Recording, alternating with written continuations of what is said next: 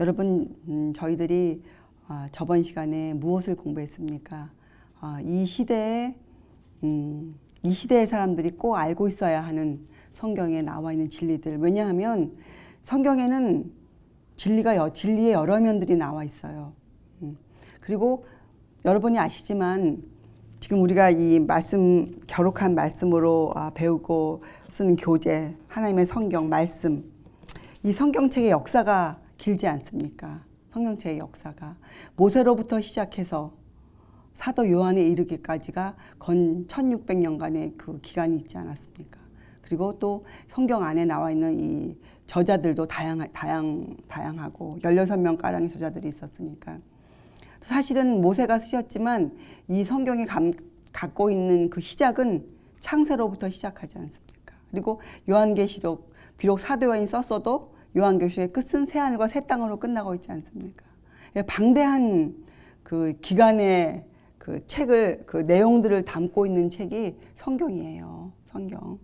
그래서 그런데 또 우리가 이 하나님의 비밀을 알 수 있는 곳은 오로지 성경을 통해서만 우리가 알 수 있지 않습니까? 그래서 우리가 이런 성경 공부를 할 때에는 알고 있는 것이라 할지라도 성경에 대한 이해를 되새기는 것이 필요해요. 우리들에게. 자, 그래서 오늘 이 시간, 왜냐면 오늘 이 시간에는 아주 중요한 하나님의 비밀을 우리가 풀어가는 그런 주제를 갖고 공부할 것이기 때문에 다시 한번 여러분과 저의 마음을 이 성경이라는, 왜 또 성경이 이렇게 많이 비판대에 오르고 있는지, 사람들이 성경을 가지고 있으면서도 왜 그렇게 각자의 생각들을 갖고 있는지 다시 한번 살펴보겠어요. 자, 성경은 어떤 책입니까?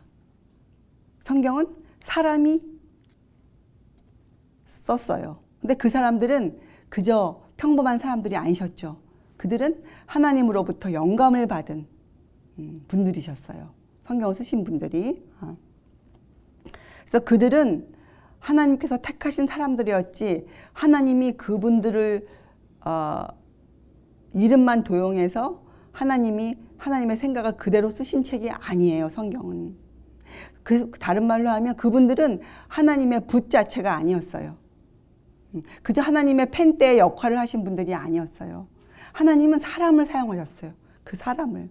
그래서 하나님께서는 그 사람들의 생각 속에 하나님의 놀라운 사상들을 불어넣어 주셨어요. 그리고 그것을 이해하신 분들이 그분들의 생각과 그분들의 사상과 물론 하나님의 사상으로 변해있지만 그분들의 그 갖고 있는 배경들, 그죠?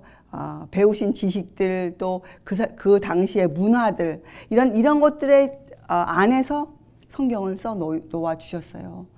그래서 성경의 66권을 다 놓고 보면 한 권 한 권 다 개성을 갖고 있어요. 그렇죠. 그래서 얼핏 성경을 읽어보면 성경 안에 많은 모순이 있어 보이고 이 책과 저 책이 연결이 안 되는 것처럼 보일 수도 있어요.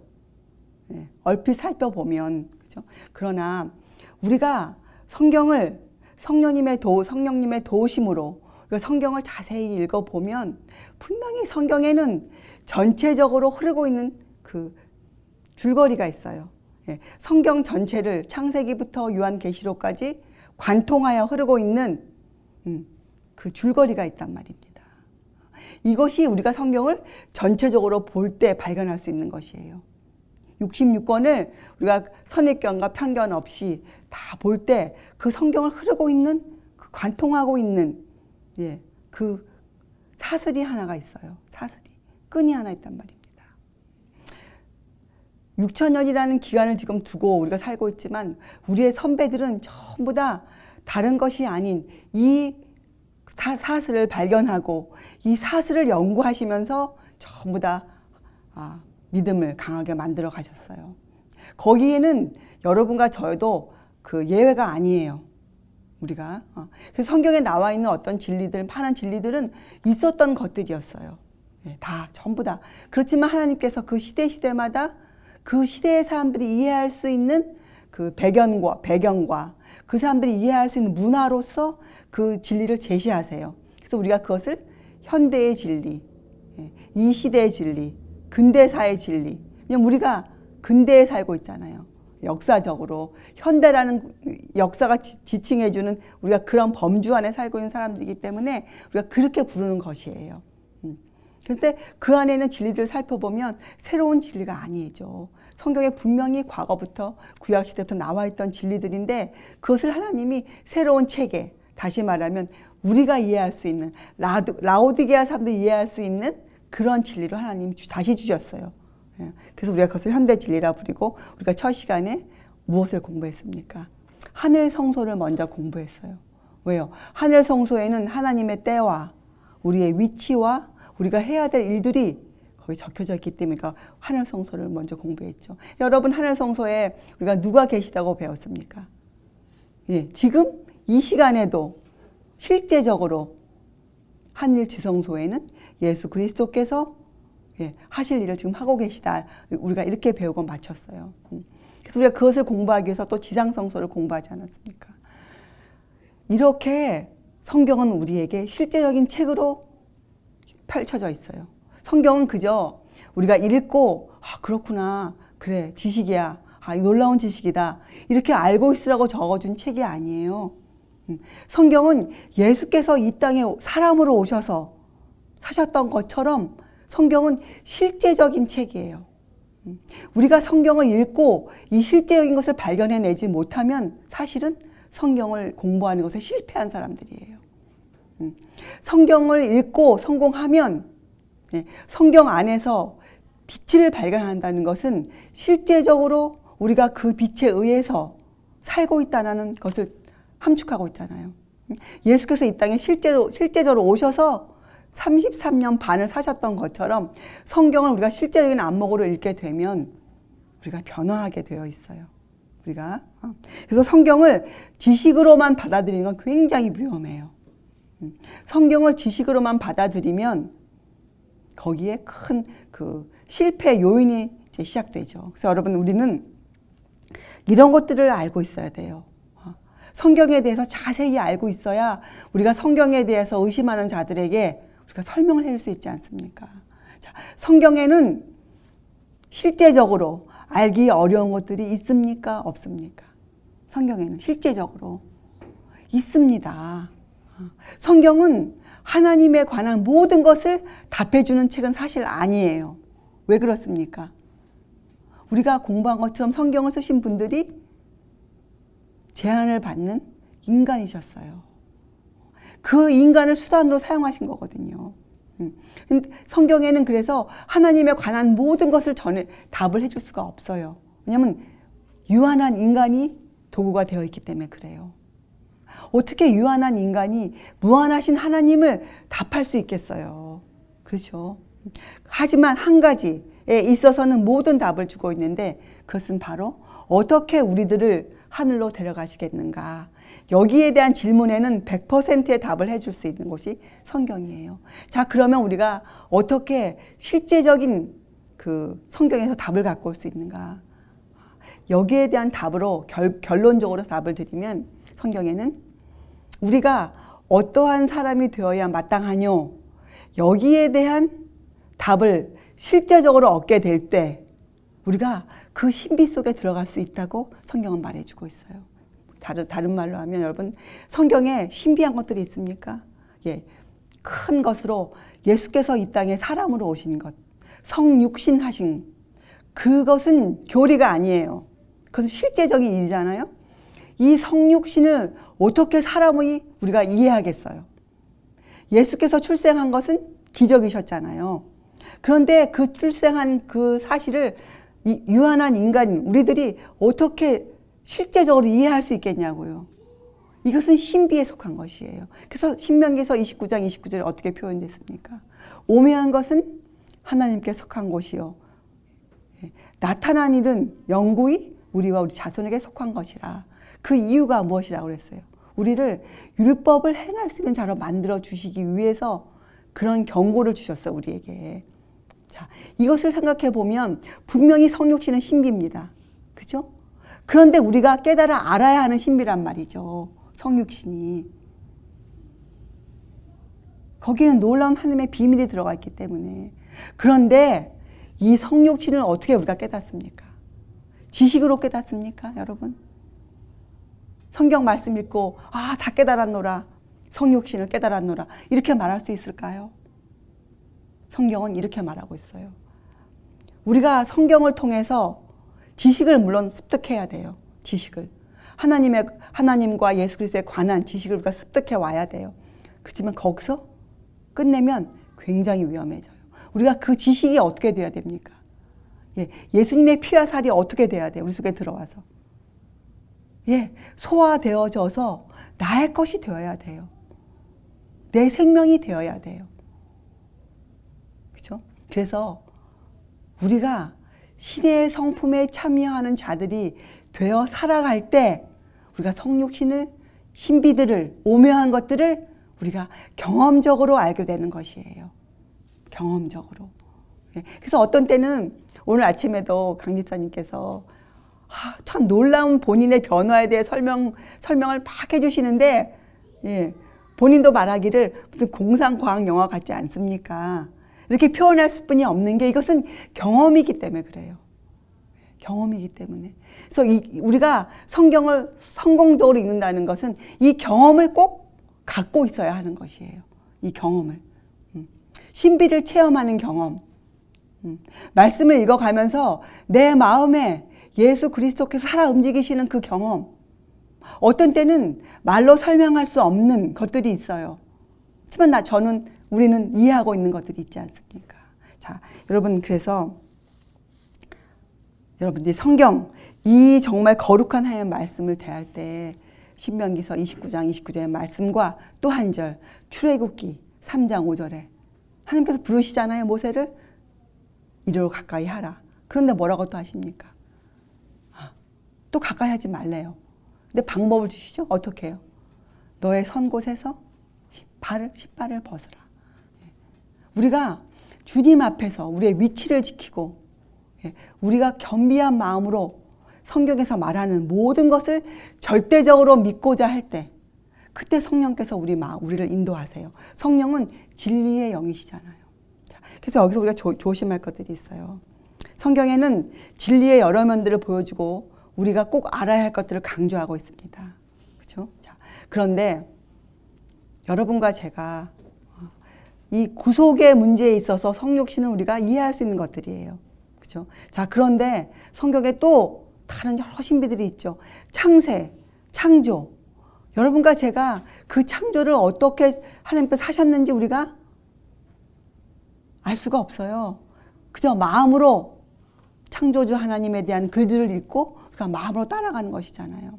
그 중에 또 한 가지 놀라운 그 한 가지 우리가 알고 있어야 할 것이 삼위의 하나님, 삼위에 대한 이해예요.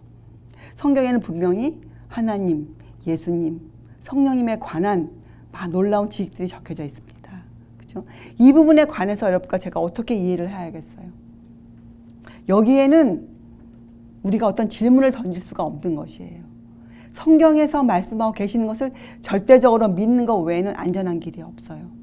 그렇죠? 성령님은 성경에서 분명히 삼위 중에 한 분으로 기록되어 있죠. 여러분, 우리가 침례를 받을 때 누구의 이름으로 침례를 받습니까? 아버지와 아들과 성령의 이름으로 침례를 받습니다. 그 말은 예수님께서도 그렇게 침례를 받으셨다는 것이에요. 그렇죠? 성령께서 증거로 내려오셨잖아요. 예수님께 침례를 받으실 때. 그래서 이 세 분은 아버지와 아들과 성령님, 이 세 분의 관계에 대해서 여러분과 제가 이렇다 저렇다 논의할 수가 없습니다. 이 세상에 어느 누구도 여기에 대해서 논의할 수가 없는 것이에요. 이것은 신비로 하나님 갈아놓으셨어요. 자, 독생자 아들. 이 독생자라는 단어도 우리가 살펴보아야 되잖아요. 독생자라는 뜻은 예수님께서 하나님의 아들이셨다는 의미보다는 하나님과 같은 유일하신 분이라는 뜻을 더 많이 갖고 있어요. 유일하신 분. 하나님을 나타낼 수 있는 유일하신 분으로서의 뜻을 갖고 있죠. 자, 하나님의 아들이라는 그 표현은 예수님께서 이 땅에 우리를 위해 오셨을 때 우리의 이해를 돕기 위해서 주신 인간적인 표현 방법이에요. 그래서 우리가 처음에 공부하지 않았습니까? 성경을 쓰셨는데 사람들을 사용해 쓰셨어요. 예, 설명을 해주시는데 인간의 이해의 범위를 벗어나지 않으셨어요. 그래서 예수님을 우리에게 표현할 수 있는 가장 놀라운 방법 중에 하나가 바로 하나님의 아들이라는 표현법이셨어요. 예, 성경에 등장하는 이 표현법, 그렇죠. 또 단어들, 논리들 이런 것들에 여러분과 제가 너무 촉각을 세울 필요가 없다는 말씀입니다. 우리가 이 모든 것들을 절대적으로 받아들일 수 있는 우리의 마음밭이 필요해요. 성경은. 그래서 여러분 디모데후서에 이 성경에 대해서 딱 정의를 내어줬죠. 디모데후서 3장 16절과 17절. 디모데후서 3장 16절과 17절에는 이렇게 적혀져 있어요. 모든 성경은, 여기 어떤 책이라고 지칭하지 않고 모든 성경은 하나님의 감동으로 된 것으로 교훈과 책망과 바르게 함과 의로 교육하기에 유익하니. 17절. 이는 하나님의 사람으로 온전케 하며 모든 선한 일을 행하기에 온전케 하려 함이니라. 성경을 주신 이유와 간단하게 성경의 목적이 들어가 있지 않습니까? 이 일을 이루기 위해서 여러분과 제가 성경을 믿는 절대적인 믿음이 필요해요. 그리고 성경에서 금하신 것들, 이로 가까이 하지 말라 하신 것들에는 우리가 성경의 방법대로 우리가 접근해 가야 하는 것도 우리가 배워야 될 우리의 자세입니다. 성경에는 여러분 이 소경된 자의 이야기가 나와 있어요. 소경. 근데 여러분 우리가 소경이라는 것도 성경적으로 이해해 봐야겠죠. 어떠한 사람을 소경이라 부르는지. 성경에는 소경을 그러니까 꼭 눈이 안 보인다고 소경이라기보다는 성경에서 말하는 소경은 영적인 소경을 뜻하고 있어요. 영적으로 눈이 먼 사람들. 근데 눈이 완전히 먼 것은 아니에요. 뭐라고 표현되어 있냐면 베드로후서에 주님을 알기에 게으른 자들. 여러분 한번 베드로후서 1장을 한번 펴보세요. 베드로후서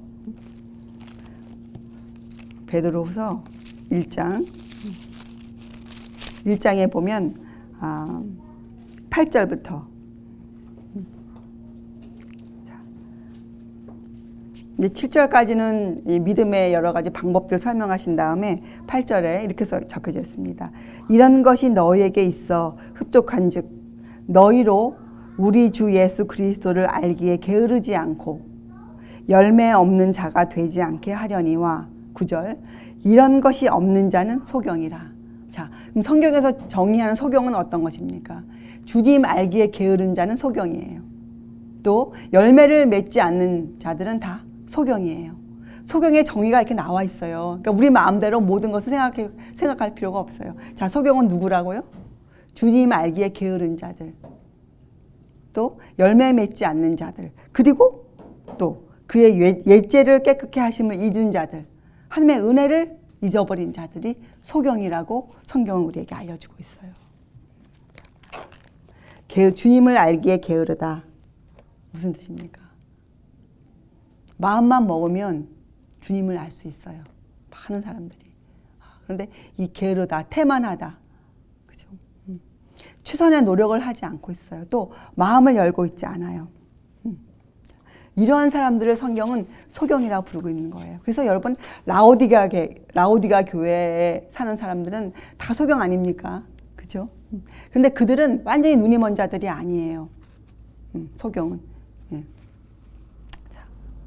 그래서 여러분 우리가 이 성경을 읽을 때, 성경을 연구할 때 이러한 것들을 좀 마음에 담고 우리를 좀 깨닫고 성경을 읽어보아야 되겠어요. 그러면 성경 안에 깨닫기 어려운 말씀들이 있지만 우리가 이것을 놓고 주께 기도드릴 때 우리가 성령께서 우리를 위하여 간구하시죠. 성령께서 오셔서 우리를 진리로 인도해 가시죠. 자, 성경에 보면 여러분 이 구약 시대에 이 법궤를 함부로 만지다가 죽은 사람의 이야기가 나오지 않습니까? 그렇죠? 사실 이 거룩한 하나님의 말씀, 성경은 법궤 속에 들어가 있어야 하는 하나님의 책이에요. 사실은. 그렇잖아요. 근데 놀라운 하나님의 은혜로 지금 우리에게 이렇게 자연스럽게 우리가 보고 만지고 쓸 수 있고 취급할 수 있는 곳에 놓여져 있지 않습니까? 그렇지만 우리의 마음은 법궤 속에 있는 책을 만지는 것이에요. 그래서 우리에게 함부로 만지면 안 되는 경고가 들어와 있는 것이죠. 예. 법궤를 만질 때 그들에게 구약 시대에 어떠한 것들이 있었습니까? 정확한 지시가 내려와 있지 않았어요. 법궤를 만질 때에는 정확한 지시가 내려와 있었거든요. 그것처럼 우리가 이 성경을 만질 때에는, 성경에 다가갈 때에는 이러한 하나님의 말씀, 경고들을 마음에 새기고 있어야 돼요. 예, 여러분 베드로 선생님께서도 말씀하셨잖아요. 사도 바울의 글을 들어서 성경에는 알기 어려운 것들이 있는 거 사실이다. 그런데 이 성경을 무법한 자들이 억지로 풀다가 망하였다고 나와 있어요. 성경은 절대로 억지로 풀 책이 아니죠. 근데 거기에 무법한 자라는 단어가 들어있어요. 무법한 자. 하나님을 이해하지 못하는 자들이 성경을 풀어놓은 것들을 절대로 여러분들이 그런 것들을 가까이 다가가서는 안 되는 것들이에요. 그래서 성경에는 우리가 해야 될 일들이 나와 있어요. 성경에는. 우리는 무엇을 해야 됩니까? 우리는 신의 성품에 참여하는 자들이 되기 위해서 열심히 애를 써야 돼요. 그 우리의 임무예요. 그것이 우리가 주님이 오늘 오신다고 해도 우리가 오늘 하고 있어야 될 일이에요. 그것만이. 무엇입니까? 자아를 굴복하고, 그죠? 예수님을 발견하고, 예수님 안에서 우리의 품성을 이루어가는, 예수님과 같은 마음을 가진 자로 꼴지어가는, 그죠? 어떠한 사람이 되어야 마땅하겠느냐? 이 질문에 답하고 사는 것들이 우리의 인생의 정답이에요. 그래서 이 어려움이 성경 속에 있는 것은 아니에요. 사실은. 그렇죠? 어려운 것들이.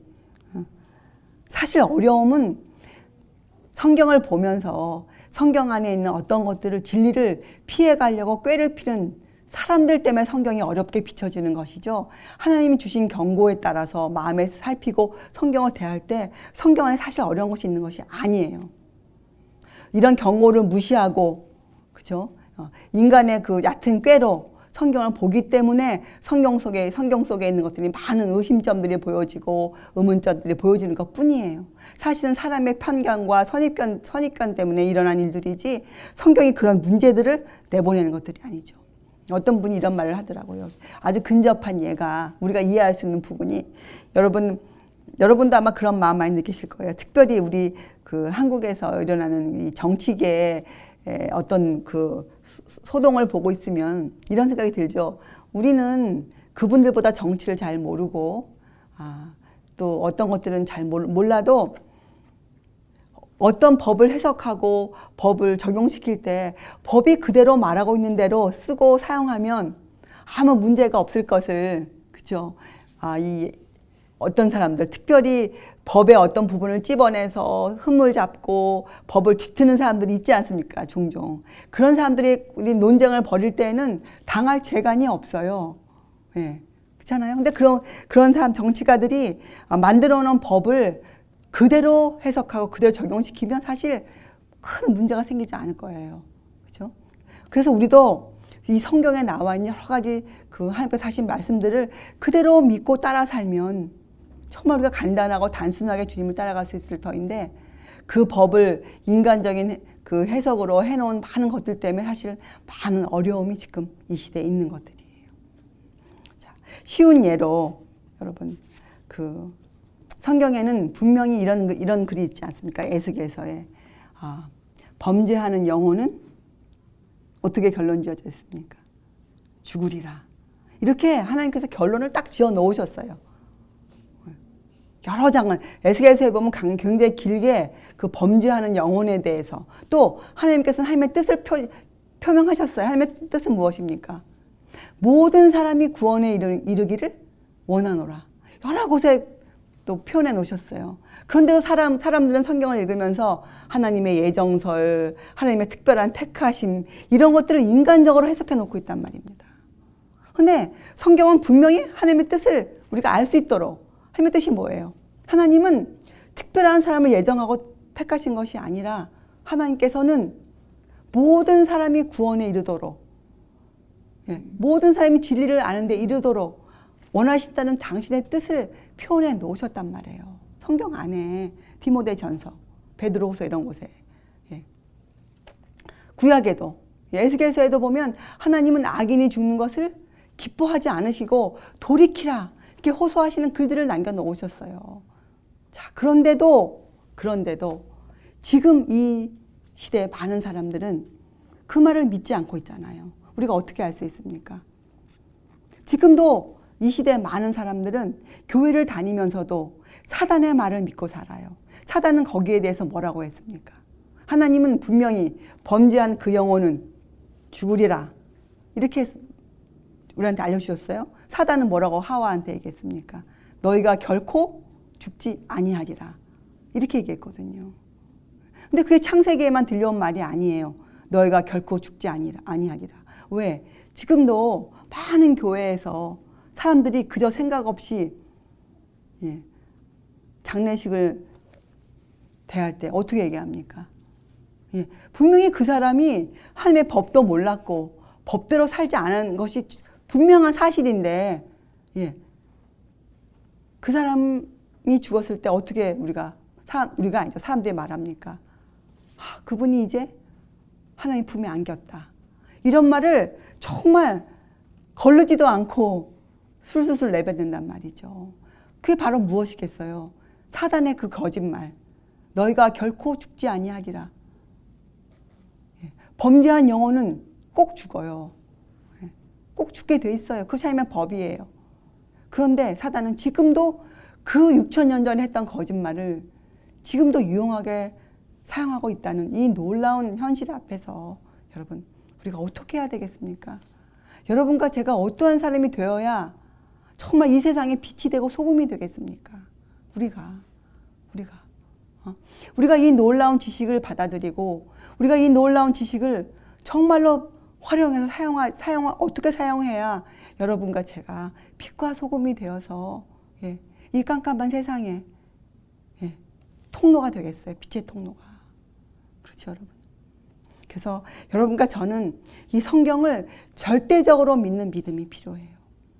그리고 성경을 연구하실 때에는 샅샅이 우리가 구석구석 그리고 하나님의 말씀 그대로 알려주시는 그대로 우리가 받아들이는 그러한 교육을 받아야 할 것이에요. 자, 이제 알았죠, 여러분? 소경이 누구라고요? 주님을 알기에 게으르면 다 소경이 돼요. 우리가 이 일에 우리가 성경을 읽어보면요. 힘써, 너 힘을 힘써라, 힘써 일하라 나와 있습니다. 근데 그게 어디에 대해서 힘쓰라는 것인지 아세요? 전도 사업이 아니에요. 선교 사업이 아니에요. 교회 열심히 가라가 아니에요. 무엇에 힘써라는 거예요. 너희가 어떠한 사람이 되어야 되겠느냐. 이 부분에 너희의 온갖 힘을 쓰라는 것이에요. 이것이 우리의 의무예요. 우리의 의무. 여러분, 세상에 이런 일이 생겼다. 저런 일이 생겼다. 우리가 분명히 알고 있어야 됩니다. 제가 그것을 부인하는 것이 아니에요. 우리가 충분히 알고 있어야 돼요. 세상 돌아가는 형편들을 우리가 알고 있어야 돼요. 그러나 놀랄 일이 전혀 없어요. 왜 그렇습니까? 성경을 읽어보면 오래전부터 우리 선배들은 경고해 놓았어요.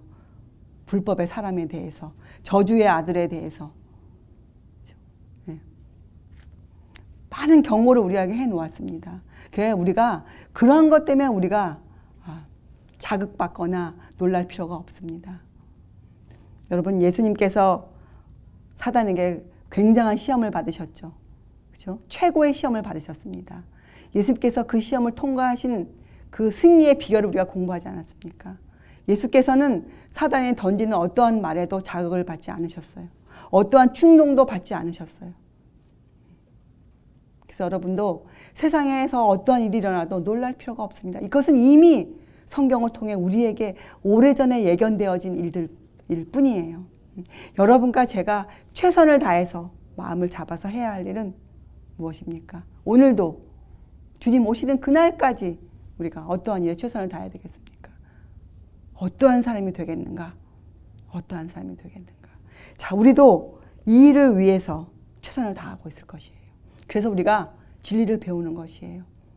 진리를 배우는 이유는, 가장 큰 이유는 무엇입니까? 여러분과 제가 매일매일 먹고 사는 이 매일의 삶에서 참 그리스도인이 되기 위해서예요.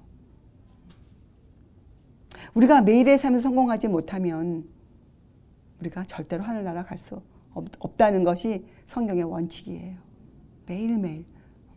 여러분 안에서 매일매일 끓어오르는 그 마음들, 여러분도 알지 못하고 있던 어떤 마음의 상태, 이런 것들을 우리가 발견하고 찾아내고, 이런 것들을 물과 성령으로 정결케 하고, 이런 일들을 우리가 하고 있지 않으면, 그렇죠? 우리가 절대적으로 성경에서 나와 있는 신비들을 이해할 수가 없어요.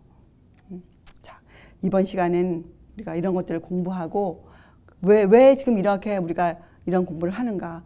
우리가 이번 시간부터 아주 중요한 주제, 가장 오묘한 신비 중에 신비에 접근해 갈 것이에요. 그것이 바로 성육신이에요. 예수님께서 이 땅에 사람으로 오신 사건. 이게 보통 사건입니까? 하늘 전체를 주신 것이에요. 우리에게. 하늘을.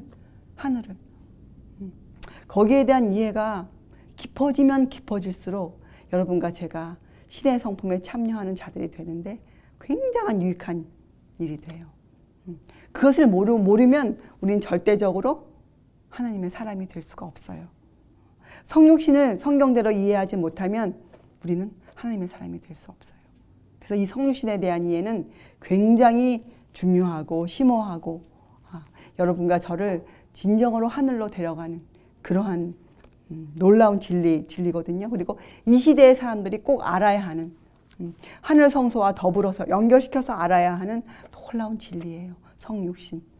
예수님께서 이 땅에 사람으로 오셨다. 얼마나 놀라운 주제입니까? 이 주제 앞에서 말을 열 수 있는 사람이 정말 한 명도 없을 것이에요. 뭐라고 설명해야 좋을지. 그렇죠? 우리가. 그렇지만 성경은 분명히 여기에 대해서 입을 다물고 있지 않아요. 성육신에 대해서.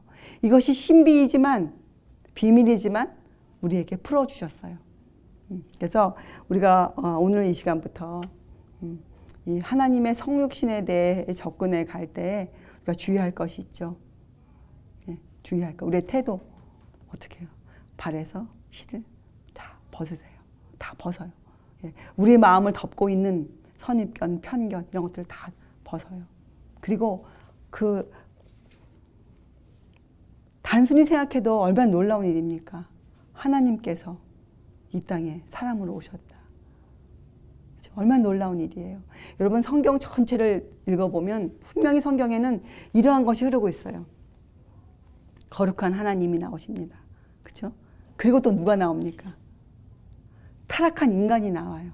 성경에는 거룩한 하나님에 대한 이야기가 나오고 또 타락한 인간들의 이야기가 많이 나오고 있어요. 근데 놀라운 것은 이 둘을 어떻게 놓은 겁니까? 하나가 되게 해놓았어요. 성경이. 거룩한 하나님과 죄 많은 타락한 인간을 연결시켜 주셨단 말이죠. 연결을 시켜주셨어요. 이것이 성경에서 흐르고 있는, 성경을 관통하고 있는 황금 사슬이에요. 이것이, 이 주제가 성경에. 그래서 성경에서 이 주제를 발견하지 못하면 세부적인 것만 보게 되면 성경에서 의심할 것들이 많이 나와요. 근데 이 주제를 중심으로 성경을 우리가 창세기도 이 주제를 중심으로 창세기를 읽으면 창세가 아주 아름다운 이야기책이 되죠. 그렇죠? 자, 성경은 분명히 이 거룩한 하나님과 타락한 인간을 연결시켜주는 그런 이야기가 나오거든요. 근데 이 연결을 시키는데 하나님께서 그냥 우리가 아무것도 하지 않고 하나님께서 그저 그래 하나야 이렇게 해주신 책이 아니에요. 분명히 거기는 그 일을 위해서 하나님께서 어떠한 일을 하셨고 또 우리도 어떠한 일을 하고 이런 관계들을 적어 놓으셨거든요. 성경에는 그 일을 하신 분, 이 둘을 묶고 하나로 만드신 분, 그분에 대한 이야기가 주제예요. 바로 우리가 접근해 가려고 하는 예수 그리스도. 예수는 하나님의 아들께서 이 땅에 계실 때 받으셨던 사람의 이름이셨어요. 예수. 그리스도는 예수님의 그 사역을, 예수님의 신성한 사역을 위에서 붙여진 이름이잖아요. 메시아, 기름 부음 받은 자, 그죠? 예수 그리스도. 그래서 우리가 예수 그리스도에 대한 것을 감히 우리가 한번 살펴보려고 해요. 예수 그리스도에 대해서. 그래서 이 부분을 공부할 때 우리가 참 조심해야 되죠. 왜냐하면 이 사단이 던진 거짓말, 우리가 그것을 오류라고 부르는데 이 거짓말은 하와가 속았어요. 그리고 또 누가 속았습니까? 하늘에서 천사 3분의 1이 속았어요. 그렇죠? 그 정도로 이 사단의 거짓말은 참 진리와 가까이 있어요. 그래서 우리가 여기에 굉장한 경계심을 갖고 특별히 이 예수 그리스도에 대한 것을 공부하거나 다가갈 때는 여러분 마음에 굉장한 경계심을 갖고 우리가 어떤 것을 얘기할 때 주장하는 자세를 취하지 말아야 돼요. 단지 여러분과 저도 성경을 통해 성경에서 나타난 것들만을 우리가 이해하고 그것을 내놓을 뿐이죠. 어떤 것을 우리가 감히 주장할 수 있는 입장에 놓여져 있지 않다는 것이 우리의 태도예요. 그렇잖아요. 우리가 이런 것들을 선포하고 성경에서 이렇게 나와 있습니다. 가르치고 있습니다. 이것이 우리의 이해입니다. 우리가 이렇게 말을 하지만 우리가 어떠한 것을 주장하는 태도를 취하진 않아요. 그것이 우리의 자세예요. 우리의 겸손한 자세죠. 자, 그래서 우리가 이제 하나님께서 우리한테 주신 것이죠. 그것을 우리가 뭐라고 부릅니까? 거룩한 것과 인간의 것을 합쳐놓은 것을 그 일을 하신 그 예수님께서 하신 그 사역을 우리가 뭐라고 부릅니까? 성경 그것을 구속이라 불러요. 구속. 사람을 구원해 가는 것, 구속. 사실은 성경 전체에는 이 구속에 대한 하나님의 플랜, 하나님의 계획이 담겨져 있죠. 하나님께서 어떻게 하시겠다. 물론 그 계획 안에는 우리를 향한 지침서도 나와 있어요. 우리를 향해서 이런 것들을 너희가 금해야 된다. 또 이런 방법을 사용하거라. 이렇게 하나님이 인간이 할 수 있는 방법으로 인간의 그 수준에서 이런 걸 설명해 놓았어요. 그래서 우리가 이것을 구속의 계획이라 이렇게 부르죠. 구속의 계획. 성경 이 66권은 다른 이야기를 하고 있지 않아요. 성경은 창세기부터 요한계시록까지 오로지 한 가지 이야기만을 하고 있어요. 하나님께서 사람을 신처럼 만들어 놓으시겠다는 그 계획을 말하고 있을 뿐이에요. 이 타락한 우리를, 이렇게 죄와 허물이 많은 우리를 하나님이 다 택하셔서 하나님의 양자 삼으시겠다는 그 계획을 우리에게 말씀해 주고 있는 것이에요. 얼마나 놀라운 책입니까? 우리가 이렇게 시간을 써서 이것을 공부하는 이유는 이것이 너무나도 놀라운 진리라는 것, 이것이 정말 하늘의 신비라는 것, 여러분과 제 마음에 다시 한번 각인시키기 위해서 우리의 선 곳은 거룩한 땅이니 내 발에서 신을 벗으라는 그 음성이 모세만 들은 것이 아니라는 것, 지금도 여러분과 저에게 성경을 펼 때마다 그 음성이 여러분과 제 귀에 들려와야 한다는 것, 이런 것들을 우리가 좀 강조하고, 이런 것들을 많이 강조해도 정말 부족해요. 여러분 왜 그렇습니까? 지금 우리가 하늘을 공부하고 있는 건 아닙니까? 하늘을 그렇죠? 우리가 정말 이 마음을 어떻게 가져야 좋겠습니까? 여러분과 제가 이 마음을 어떻게 갖고 하늘을 대해야 하겠습니까? 예수 그리스도를. 그렇죠? 자, 그래서 이 시간에 우리가 공부했어요. 성경의 놀라운 그 역할, 우리가 있어야 절대적인 믿음들, 또 우리의 태도들, 그렇죠? 성육신은 가장 놀라운 오묘 중에 하나예요. 신비 중에 하나이고. 그런데 우리 사람들이, 타락한 인간이 꼭 알아야 하는 신비란 말이죠. 그렇죠, 여러분? 그래서 여러분이 접근해 가지 말아야 할 것들은 접근해 가지 마세요. 응? 거기에 대해서 의문이 생겨도 여러분이 그 의문을 버리세요. 그리고 성경으로 들어가세요. 성경을 읽을 때에는 성령의 도우심을 꼭 받아야 합니다. 우리가 성령의 도우심. 왜? 그분은 진리의 영이시기 때문에. 성령의 도움을 받아 성경을 열 수 있는 사람. 성경에는 또 이러한 말이 있어요. 이러한 마음의 준비가 되어 있지 않으면 차라리 성경을 모르는 것이 낫다. 차라리. 이러한 글도 들어가 있어요. 우리가 앞으로 공부하겠지만. 그래서 여러분, 우리가 오늘 이제부터 공부할 것을 대해서 여러분 마음을 좀 존절히 우리가 갖도록 해요. 주님 앞에서. 그리고 기도하는 마음으로 여러분이 그동안 많이 공부했고 다 아는 주제라 할지라도 이번에 공부를 통해서 그 깊이가 더해질 수 있도록 그렇게 기도하며 이 공부에 임하도록 하겠습니다. 자, 우리 함께 기도하시겠어요? 하나님 아버지, 저희들이 얼마나 하늘을 사모하고 주님 오시는 그날에 저희의 이름이 불려지기를 원하는지 모릅니다. 저희가 그날에 주님과 함께 하늘로 올라가기를 얼마나 원하고 있는지 모릅니다. 저희들이 그 일을 위해서 이제부터 그 일의 중심 되시는 예수 그리스도에 대해서 공부를 하기로 했습니다. 주님, 저희가 이 오묘한 신비 성육신에 대하여 성경을 열 때에 저희의 마음에 진리의 영이신 성령께서 오셔서 저희를 진리로 인도해 주시옵기를 간절히 간구드립니다. 저희는 연약하고 저희는 허물이 많고 저희는 부족한 사람들입니다. 저희는 죄인들입니다. 하나님, 그러나 저희가 믿기는 하나님의 놀라우신 그 능력이 저희를 구원하고 저희를 하늘로 데려가기에 조금도 부족함이 없는 충분한 것임을 저희가 믿습니다. 주님, 저희들의 믿음을 강건하게 하시고 저희들의 믿음이 주님 안에서 뿌리가 내리고 그 터가 굳건하게 되어지기를 원합니다. 주님, 저희들을 인도하여 주시옵소서. 감사드리오며 귀하신 예수 그리스도의 이름으로 아버지께 간절히 기도드리옵나이다. 아멘.